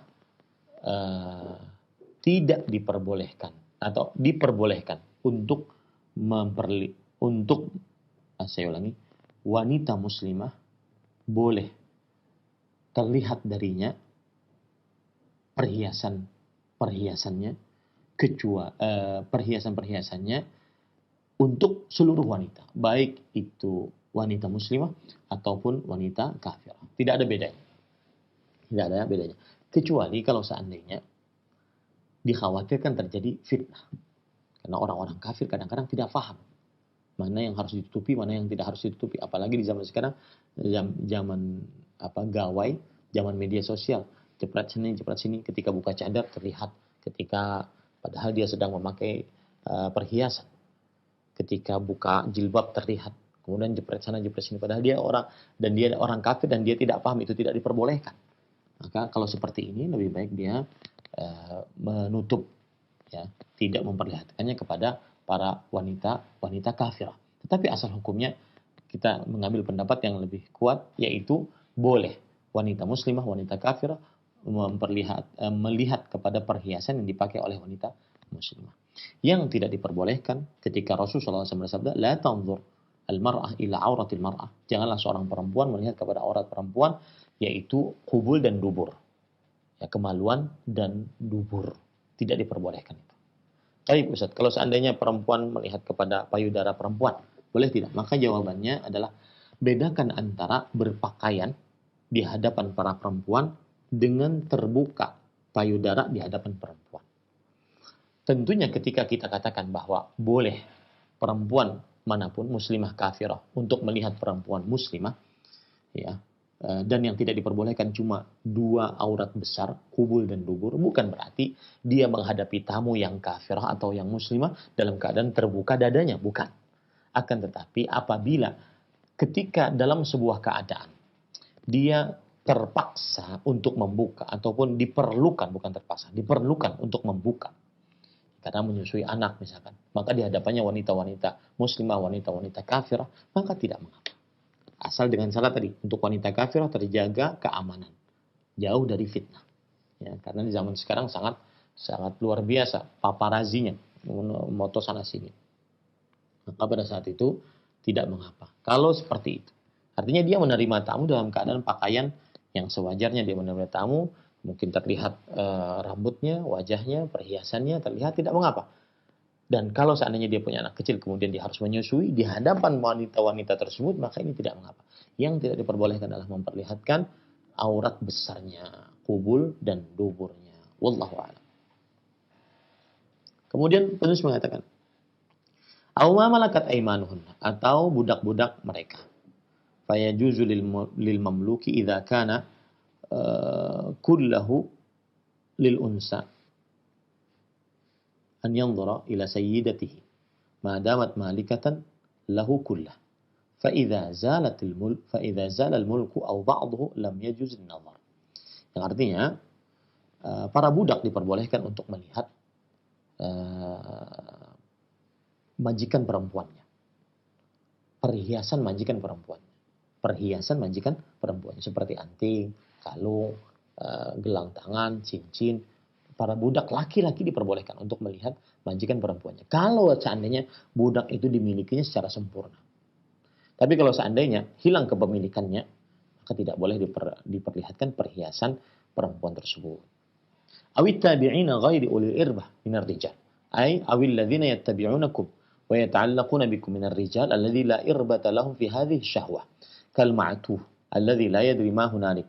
Wa kal innin alladzi lam yabqa lahu syahwatun la fi farjih wala fi qalbih fa inna hadza la mahdhura min nadharihi. Para ikhwah yang dirahmati oleh Allah Subhanahu wa taala, Allah Subhanahu wa taala berfirman, atau pelayan-pelayan laki-laki yang tidak mempunyai keinginan terhadap wanita. Ini harus didudukkan para ikhwah. Atau pelayan-pelayan para laki-laki yang tidak mempunyai keinginan kepada para wanita. Penulis mengatakan, atau Imam Ibnu Katsir mengatakan, kal ajra' wal atba' alladzina laysu biakfa wa hum ma'a dzalik fi uqulihim wa hum ma'a dzalika fi uqulihim walahu wa khawas wala hamma lahum fin nisa wala yashtahunahunna. Kata Abdullah bin Abbas, huwal mughaffal alladhi la syahwata laha, huwal ublah, huwal mukhannath alladhi la yaqumu zubbuhu, kadzalika ghairu wahidin min as-salaf. Qala ghairu wahidin min as-salaf. Yang artinya, para ikhwah, yang dimaksud dengan pelayan-pelayan laki-laki yang tidak mempunyai keinginan terhadap perempuan, semua pelayan, pembantu yang tidak mempunyai keinginan, baik itu di hatinya, baik itu di dalam pikirannya, terhadap perempuan. Maka ini boleh para perempuan memperlihatkan perhiasannya kepada laki-laki tersebut. Ya. Tetapi, kalau seandainya si pelayan ini ternyata mempunyai syahwat walau sedikit, maka diharamkan. Pernah kejadian dalam hadis sahih dari Aisyah radhiyallahu anha, beliau bercerita, anna mukhannatsan kana yadkhulu ala ahli Rasulillah sallallahu alaihi wasallam. Ada seorang mukhannats. Mukhannats itu adalah kalau bahasa anak muda sekarang tulang lemah. Ya. Tulang lemah. Laki-laki tetapi mempunyai tulang lemah. Dia lemah gemulai, ngambilnya seperti ini, pokoknya tulang lemah lah gitu. Tulang lemah. Dia biasanya tidak punya syahwat kepada perempuan. Itu namanya mukhannats. Dan mereka ini biasanya dibiarkan masuk ke rumah istri-istri Nabi Muhammad SAW. Wa kanu ya'uddunahu min ghairi ulil irbah. Dan mereka menganggap bahwa ini adalah pelayan laki-laki yang tidak mempunyai keinginan terhadap perempuan. Fadakhala Nabi sallallahu alaihi wasallam wa huwa yan'atu imra'atan yaqulu innaha idza aqbalat bi arba' wa idza adbarat bi thaman. Maka Nabi Muhammad SAW suatu waktu masuk ke dalam salah satu rumah istrinya. Dan laki-laki ini sedang mensifati perempuan. Kalau dilihat dari depan, perempuan itu kata dia, kalau dilihat dari depan, nampak bagian muncung dari tubuhnya itu 4. Allahu a'lam, para ulama berbeda pendapat ketika mensyarah hadis ini. Ada yang mengatakan dia 2 payudara, kemudian 3 adalah pinggulnya. Yaitu nampak dari para perempuan. Kalau dilihat dari belakang, itu ada 8. Allahu a'lam tafsirannya apa, kita tidak terlalu penting.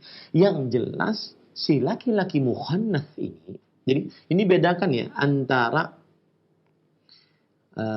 wadam dengan mukhannats. Wadam itu laki-laki dia suaranya garang,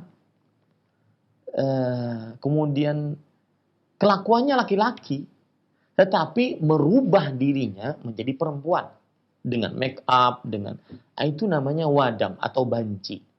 Wanita pria, wadam, wanita adam atau banci, ya. Ini enggak, mukhannats bukan itu. Dia laki-laki seutuhnya, cuma dia tulang lemah. Tulang lemah, jadi dia ngomong, kemudian gerakannya juga tulang lemah. Ya. Dan itu ujian bagi para mukhannats, ini ujian dari Allah Subhanahu wa taala. Dia harus nyatakan dirinya laki-laki, sehingga dia menjadi laki-laki yang normal. Adapun yang tadi laki-laki seutuhnya, bahkan tidak ada sama sekali tulang lemahnya, bahkan dia tulang keras. Kemudian dia menyerupakan dirinya dengan perempuan, ini diharamkan, ya.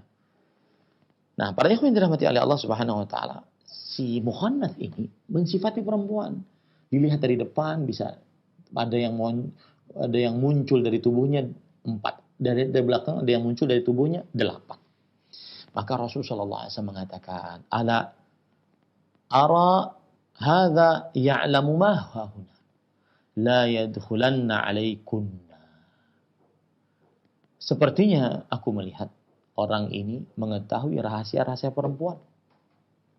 Maka aku memerintahkan tidak boleh mereka masuk lagi ke dalam rumah-rumah kalian. Nah, ini menunjukkan para ikhwan yang dirahmati oleh Allah Subhanahu wa taala bahwa ghairu ulil irbah, laki-laki, pelayan laki-laki yang tidak mempunyai syahwat kepada para perempuan, ini boleh diperlihatkan kepada mereka. Tapi ingat, kalau sudah mempunyai syahwat kepada perempuan sedikit pun, maka tidak boleh. Nah, ini wallahu a'lam. Dan sekali lagi yang dimaksud dengan apa tadi? At-tabi'in ghairi ulil irbah minar rijal, laki-laki, pelayan laki-laki yang tidak mempunyai syahwat kepada para perempuan itu ada dari zaman Rasulullah SAW dan sudah menjadi pelayan di zaman Rasulullah SAW. Begitu juga di zaman sekarang, banyak perempuan-perempuan yang mempunyai pelayannya adalah para tulang-tulang lemah gitu. Maka ini kalau ada memang seperti itu dan dia tidak ada syahwat kepada perempuan, boleh untuk melihat perhiasan perempuan. Perhiasan perempuan. Tetapi bukan yang dibuat-buat ya. Memang dia diuji oleh Allah Subhanahu wa taala seperti itu, dan saya nasihatkan kepada para mukhannath yang seperti ini, hendaklah dia benar-benar bertakwa kepada Allah, melawan syahwatnya bahwa dia laki-laki, bukan dia perempuan. Kemudian juga saya nasihatkan kepada lain hal nanti ada ada al-khuntha. Khuntha ini adalah laki-laki yang mempunyai kemaluan dua, ataupun makhluk yang mempunyai kemaluan dua. Ada khuntha muskil. Khuntha muskil adalah benar-benar kemaluannya ada dua. Saya pernah dicurhati oleh seorang yang seperti ini. Dia itu laki-laki normal, terlihat dari wajahnya. Punya kumis, punya jenggot, berotot, ya, jalannya laki-laki, tetapi Allah menguji dia. Dengan apa? Dengan kemaluan, mohon maaf, seperti perempuan. Curhat beliau. Lalu gimana Ustaz? Saya katakan kamu laki-laki. Kamu sholat dengan sarung, kamu sholat sebagai laki-laki, kamu bisa mengimami, saya laki-laki. Ya. Tetapi kalau seandainya dia ingin, dan Allahu a'lam, pendapat yang lebih kuat, kalau si khuntha ini ingin operasi kemaluan laki-laki dipasang pada dirinya, bolehkah? Maka jawabannya iya, boleh. Karena ini bukan merubah, akan tetapi ini memperbaiki yang kurang, diperbolehkan. Paham ya para ikhwah? Nah, ada khuntha. Ini bukan mukhannas tadi. Kalau mukhannas yang tulang lemah tadi, itu tidak boleh merubah. Dia laki-laki. Yang kadang-kadang kan berlaku seperti perempuan. Ini berarti sudah menyimpang dia jadi jalan Allah yang benar. Kemaluannya dikepit, ya. Ini tidak boleh. Haram hukumnya. Dia laki-laki. Tidak boleh dia mengatakan saya ini adalah seorang perempuan dan saya Allah menciptakan saya dalam rongga tubuh yang salah. Ini tidak benar. Anda bukan khuntha, Anda mukhannath. Khuntha adalah seorang yang mempunyai dua kemaluan. Nah, kalau khuntha kasusnya, dia harus melihat kepada dirinya. Bagaimana keadaan dirinya. Ustaz, saya ini punya kemaluan, mohon maaf ya, kemaluan laki-laki, tapi kecil banget. Kemudian ada seperti kemaluan perempuan. Maka kita katakan, kamu memilih mana? Bukan, kamu dalam hormonmu condong kemana? Saya punya payudara Ustaz. Saya bertulang lemah Ustaz. Maksudnya perempuan Ustaz. Maka kita katakan dia perempuan. Berlakulah seperti perempuan. Itu namanya khuntha. Para ikhwan yang dirahmati oleh Allah Subhanahu wa taala. Nah, nanti jadi masalah apakah khuntha ini boleh jadi imam atau tidak. Mukhannath boleh jadi imam karena dia laki-laki. Mukhannath boleh jadi imam karena dia laki-laki.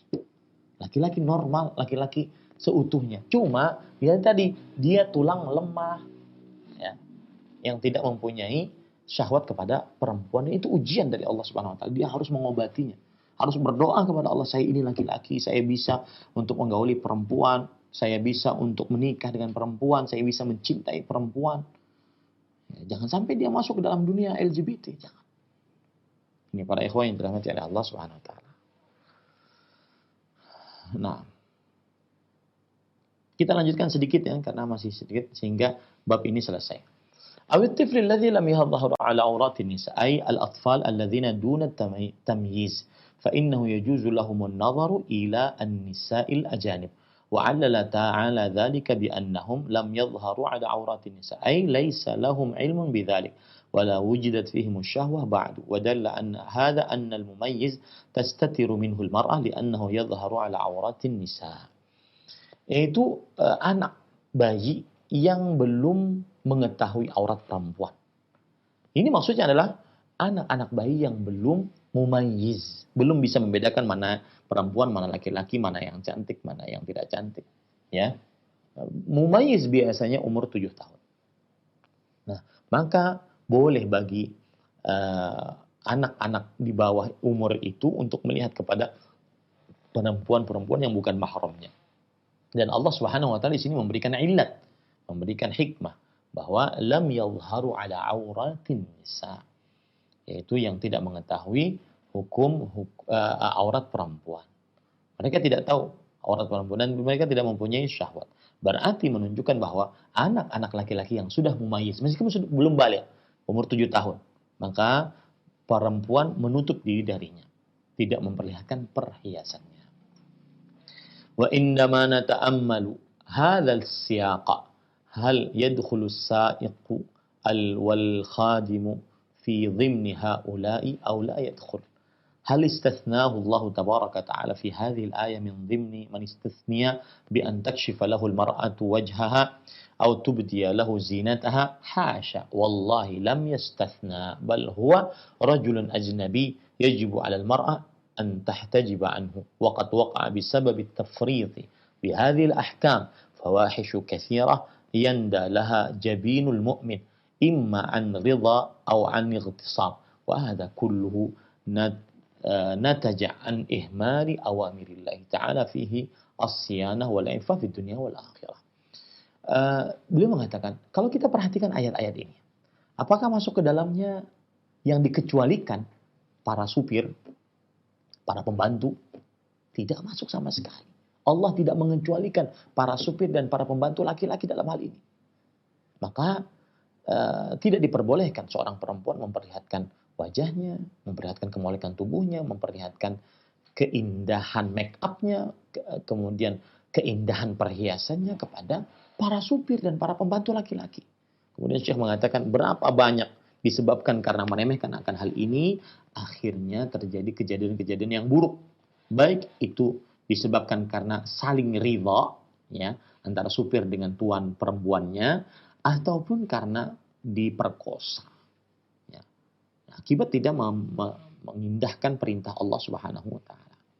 Kemudian thumma qala wala yadribna bi arjulihinna liya'lama ma yukhfina min zinatihinna wa hadhihi aydan min al-umur allati fiha siyanatu al-mar'ah wa 'iffatuha fa idza kanat al-mar'atu mathalan talbasu al-khalkhal alladhi fi rijliha la yajuzu laha an tadriba bi rijliha hatta tulfita anzaru ar-rijal الأجانب إليها لأنها تكون فاتنة لهم إذا فعلت ذلك ومن ذلك أيضا إذا كانت تلبس الحذاء الذي له صوت ذي الكعب العالي لأنه يظهر عجز المرأة ولأنه يحدث الأصوات التي تلفت أنظار الرجال والمرأة المؤمنة العفيفة الصالحة تبتعد عن ذلك وتختار لنفسها الأحذية التي لا تؤدي إلى هذا الذي حرمه الله. Kemudian Allah Subhanahu wa taala berfirman, dan janganlah para perempuan memukulkan kaki-kaki mereka agar diketahui apa yang tersimpan dari perhiasan mereka. Maka ini juga perkara-perkara yang merupakan penjagaan bagi seorang muslimah dan kesuciannya. Nah, maka apabila seorang perempuan muslimah memakai khal-khal, gelang kaki, maka tidak boleh dia memukul-mukulkan kaki dia untuk diketahui perhiasan yang menyebabkan pandangan laki-laki tertuju kepadanya, menoleh kepadanya. Nah, karena kalau seandainya perempuan melakukan itu, maka akan menjadi godaan bagi para laki-laki. Begitu juga termasuk di dalamnya kata Syekh adalah high heels. Yang dengan memakai tersebut, para perempuan akhirnya langkah kakinya menimbulkan suara. Yang menyebabkan menolehnya para laki-laki yang bukan mahramnya kepada dirinya. Ya, kemudian juga memperlihatkan kegemulayannya. Ya, kalau bahasa anak muda sekarang, kegemoyannya, memperlihatkan kegemulayannya. Ini tidak dibenarkan. Ya, para ikhwan yang dirahmati oleh Allah Subhanahu wa taala. Bukan karena memakai high heels-nya haram, akan tetapi akibat memakai high heels tersebut menyebabkan akhirnya dia bisa menjadi fitnah, godaan bagi laki-laki kepada yang haram. Kemudian penulis mengatakan, "Tsumma khatamallahu tabaraka wa ta'ala hadhil ayatal karimata bi khatimatin 'azimatin muhimmatin jiddan. Faqala jalla wa 'ala wa tubu ila Allah jami'an ayyuhal mu'minun la'allakum tuflihun. Faman kanat mudayyi'atan wa mufarritatan faltubadir litaubah litakuna min hizbillahi muflihin." Kemudian Allah Subhanahu wa taala menutup ayat ini dengan penutup yang sangat agung, yang sangat penting, yaitu Allah berfirman, dan bertobatlah kepada Allah, wahai kalian seluruhnya, orang-orang beriman, agar kalian beruntung. Maka barang siapa yang meremehkan akan hukum-hukum ini, kemudian tidak memperhatikan akan hukum-hukum ini, maka hendaklah dia bersegera bertobat agar menjadi kelompok dari kelompok Allah Subhanahu wa taala yang mendapatkan keberuntungan. Intinya, siapa yang menjaga kemaluan, menjaga pandangan, maka terjaga kemaluannya. Siapa yang menjaga kemaluan, maka dia akan beruntung. Dan termasuk daripada menjaga kemaluan selain menundukkan pandangan adalah tidak memperlihatkan perhiasan. Tidak memperlihatkan perhiasan yang dia pakai. Kecuali kepada beberapa orang yang sudah dikecualikan.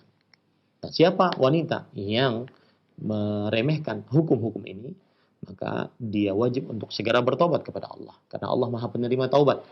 Dan agar dia kembali menjadi orang-orang yang beruntung, yang diberikan keberkahan oleh Allah Subhanahu wa taala dalam kehidupannya. Allahu a'lam.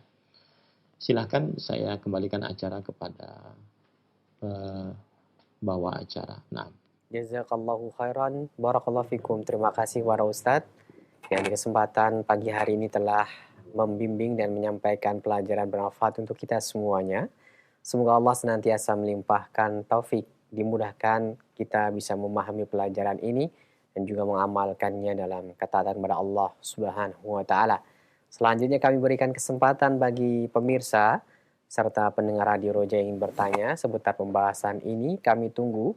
Kami bacakan terlebih dahulu dari pesan singkat yang telah masuk. Assalamualaikum warahmatullahi wabarakatuh. Pertanyaan dari hamba Allah. Ustadz mau bertanya soal mahram. Apakah ayah tiri suami masuk mahram?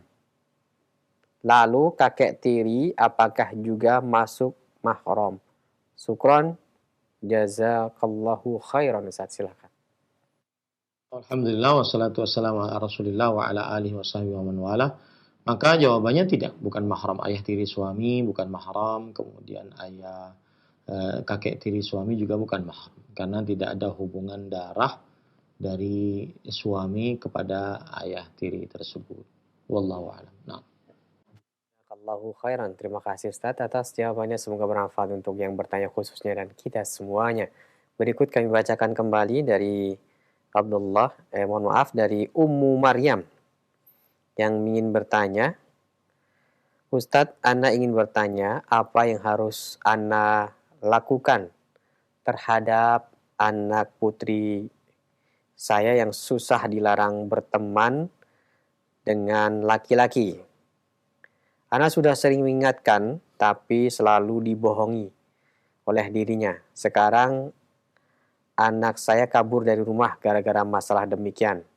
Mohon pencerahannya Ustadz, apa Ana masih ada tanggung jawab atas dirinya kelak di hadapan Allah Subhanahu wa taala? Silakan Ustadz. Bismillah, alhamdulillah, wassalatu wassalamu ala Rasulillah wa ala alihi wasahbihi wa man wala. Maka orang tua sangat bertanggung jawab kepada anaknya selama dia masih hidup.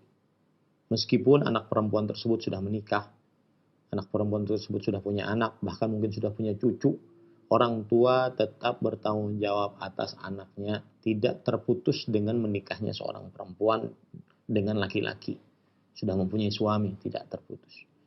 Rasulullah SAW bersabda menyebutkan secara umum, kullukum ra'in wa kullukum mas'ulun an ra'iyati. Ar-rajulu ra'in ala ahli baiti wa huwa mas'ulun anhu. Wal mar'atu ra'iyatun fi baiti zawjiha wa hiya mas'ulatun an auladiha. Setiap dari kalian pemimpin dan setiap dari kalian penanggung jawab yang dipimpinnya. Seorang lelaki pemimpin atas keluarganya dan penanggung jawab atas mereka. Ini umum. Baik anak laki-laki ataupun anak perempuan yang sudah menikah ataupun yang belum menikah. Cuma bedanya kalau seandainya anak perempuan sudah menikah, maka pada saat itu yang menjadi tanggung jawabnya menafkahinya adalah suaminya. Tetapi untuk pendidikan, untuk agama, untuk akhlak, untuk adab, seorang orang tua tetap tanggung jawab.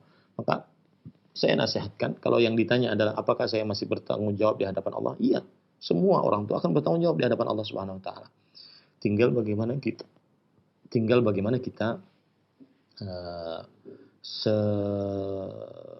sekuat tenaga untuk kembali mencarinya, menasihatinya, sekuat tenaga. Sampai Allah Subhanahu wa taala menilai kita benar-benar berusaha untuk menyelamatkan anak tersebut dari jurang kenistaan, perbuatan fahisyah, zina dan semisalnya. Allahu a'lam. Dan saya berpesan jangan lupa doa. Jangan lupa doa.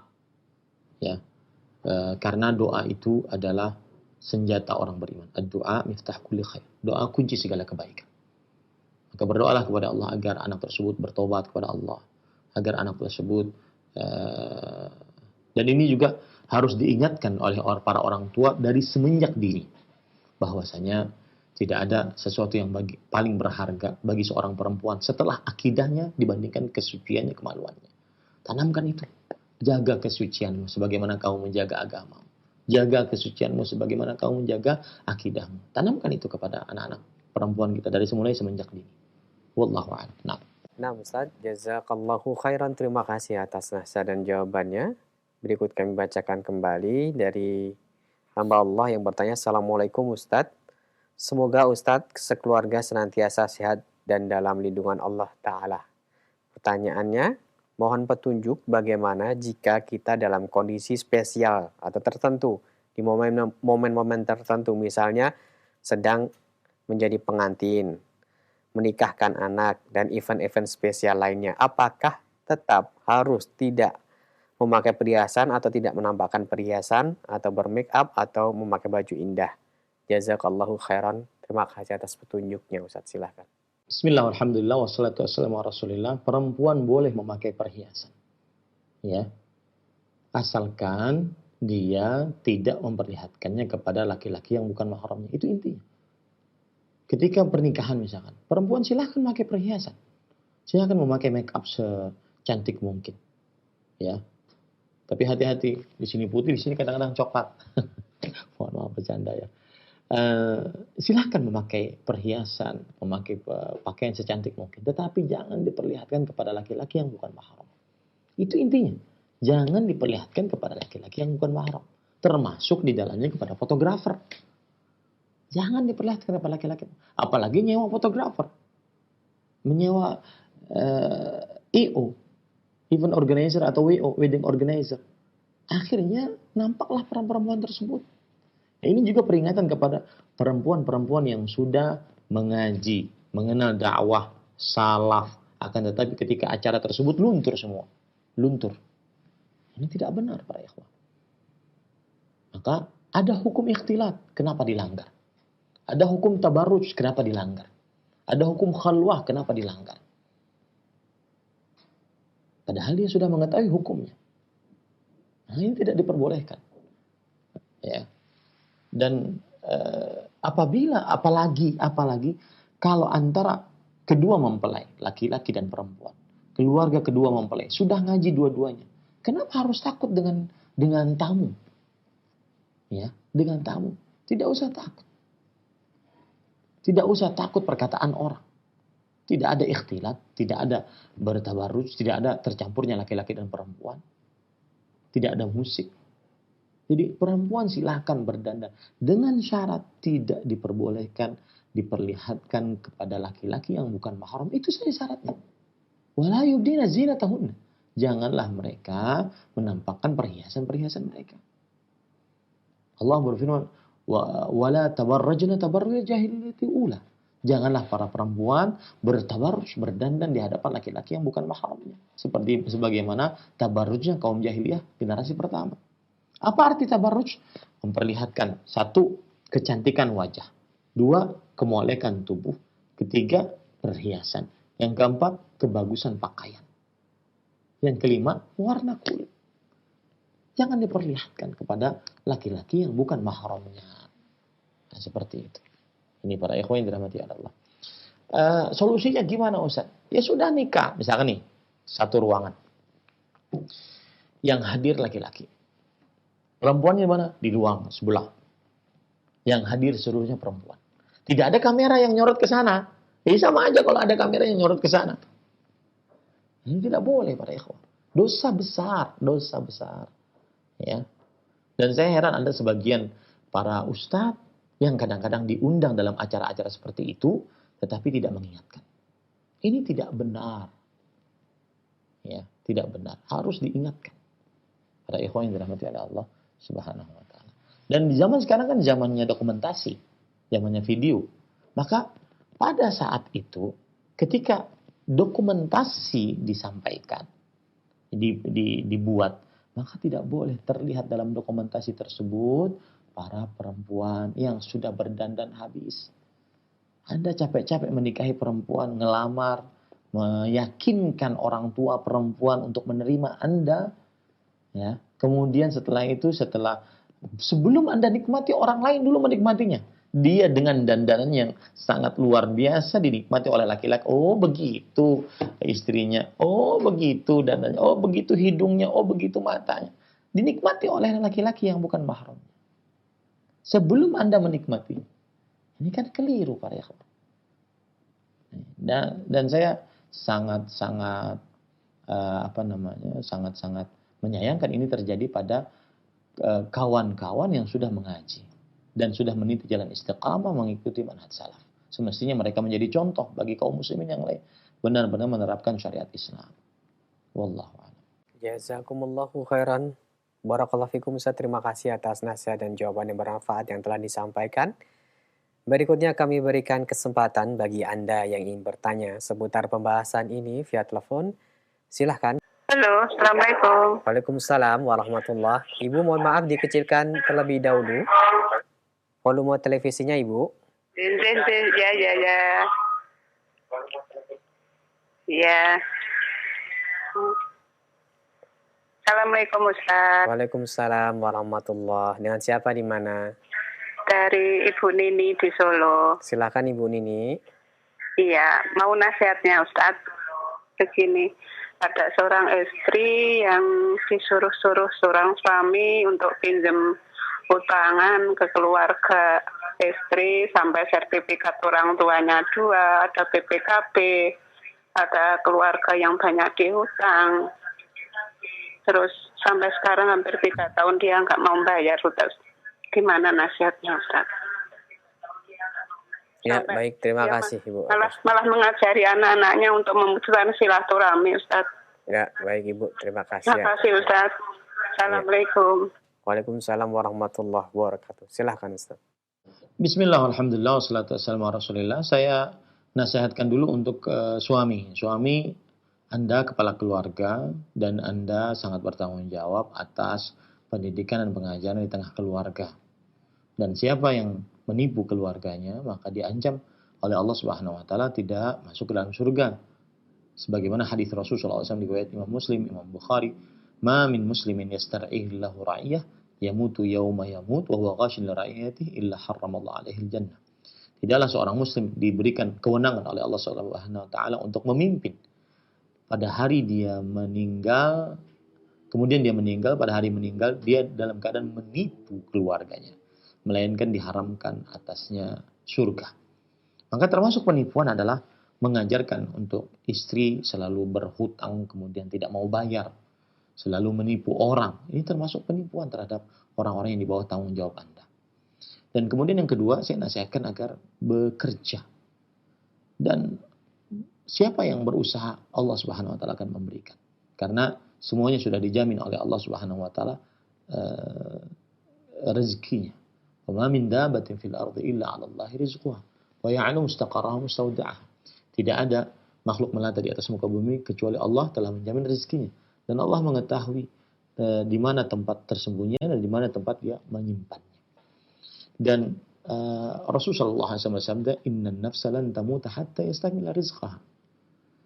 Janganlah kalian merasa terlambat dengan rezeki. Sesungguhnya tidaklah seseorang tidak akan pernah mati kecuali dia akan menyempurnakan rezekinya. Maka saya nasihatkan untuk berusaha. Berusaha. Apapun kita kerjakan. Asalkan yang halal. Semua usaha kita yang halal, maka tidak akan pernah sia-sia. Jangankan kita, burung yang terbatas, punya 2 tangan, punya 1 paruh saja, atau 2 kaki lebih tepatnya, 1 paruh saja, dia bisa pulang, keluar di pagi hari dalam keadaan perut kosong, pulang dalam keadaan perut kenyang di sore hari.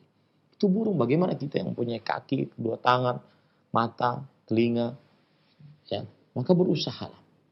Kemudian yang ketiga, saya nasihatkan kepada suami tersebut bahwa kezaliman akan mendatangkan kegelapan pada hari kiamat. Al-zulmu zulumat yaumil qiyamah. Kezaliman, meminjam harta seseorang kemudian tidak dikembalikan dan berniat memang tidak ingin dikembalikan, menzalimi seseorang, maka ini akan mendatangkan kegelapan-kegelapan di hari kiamat dan akan menjadikan seseorang habis pahalanya di hari kiamat. Habis pahalanya di hari kiamat. Adapun untuk nasihat untuk istri, maka saya nasihatkan bahwa la ta'ata li makhluqin fi ma'siyatil khaliq. Tidak boleh taat kepada seorang makhluk, baik itu istri taat kepada suaminya, murid taat kepada gurunya, anak taat kepada orang tuanya, tidak boleh taat kepada seorang makhluk dalam perihal bermaksiat kepada Allah Subhanahu wa taala. Maka apabila tujuan sang suami meminjam uang tersebut dan kemudian dia tidak bisa mengembalikannya atau tidak ada niatan ingin mengembalikannya, maka pada saat itu jangan taat kepada suami dan Anda tidak berdosa pada saat itu. Anda tidak berdosa pada saat itu. Kemudian yang kedua adalah bangun sama-sama dengan suami untuk biar suami mencari rezeki yang halal. Dimotivasi suaminya. Jangan dibebani dengan macam-macam. Ya sudah bang, nanti besok lagi kita akan usaha lagi. Mudah-mudahan Allah memudahkan. Terus jadi partner dalam suami untuk menggairahkan suami agar bisa bekerja dengan pekerjaan yang halal. Yang ketiga adalah berusaha hidup qanaah.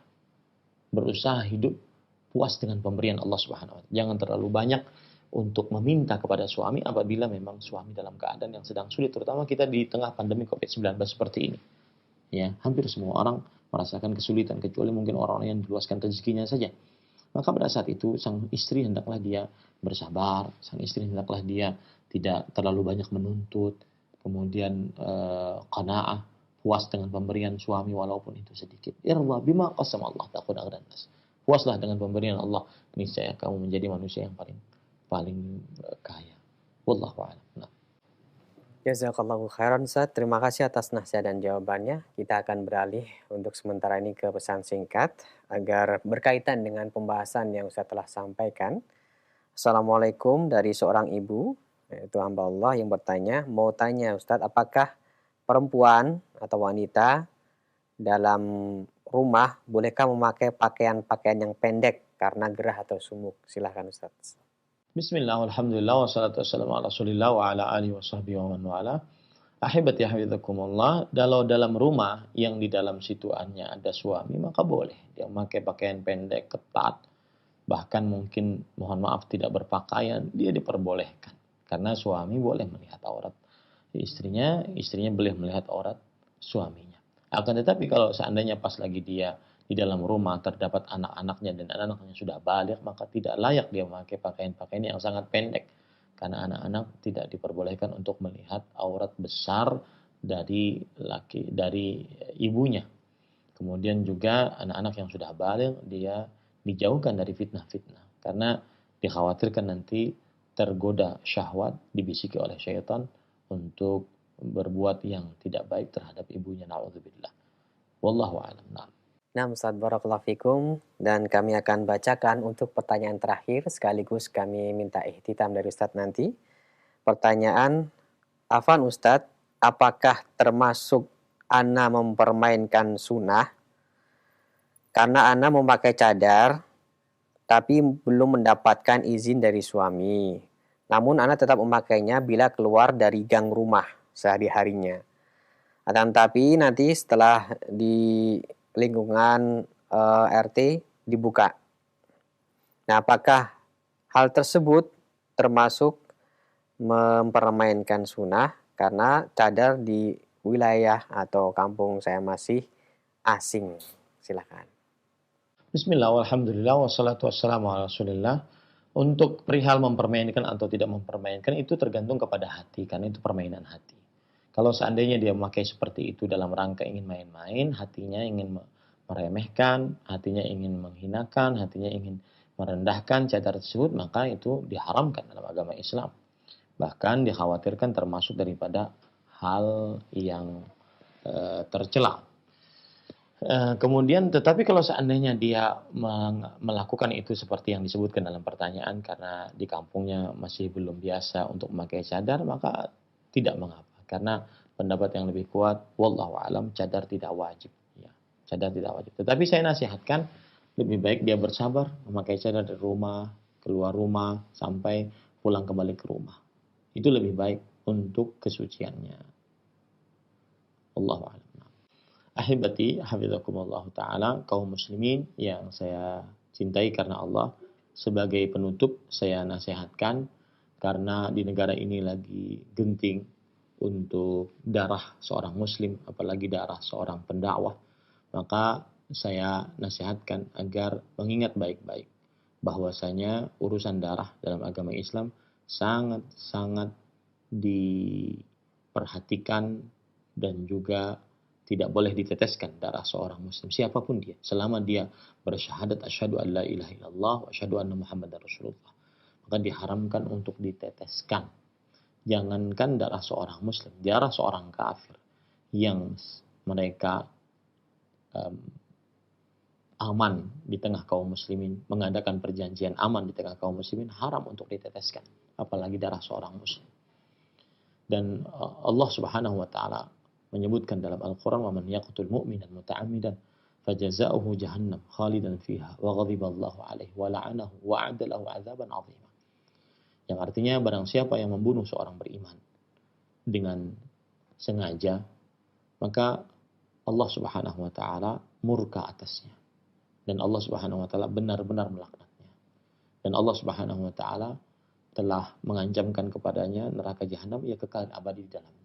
Dan Allah Subhanahu wa taala telah menyediakan untuknya siksa yang sangat besar. Abdullah bin Abbas radhiyallahu anhu mengatakan ayat ini tidak mansukh, karena ayat ini turun di akhir hidup Rasulullah SAW. Dan Nabi Muhammad SAW wafat dalam keadaan ayat ini turun. Artinya akhir hidup Rasulullah SAW. Hukumnya berarti tetap.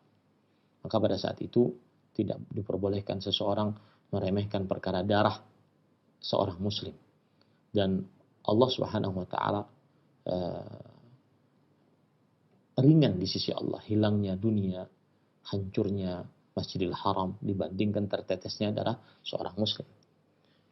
Dan Rasulullah sallallahu alaihi wasallam bersabda akan hal itu, la zawalud dunya ahwanu indallah min ihraqi damin muslim. Kama qala Nabi sallallahu alaihi wasallam, sungguh hilangnya dunia lebih ringan di sisi Allah Subhanahu wa taala dibandingkan tertetesnya darah seorang muslim.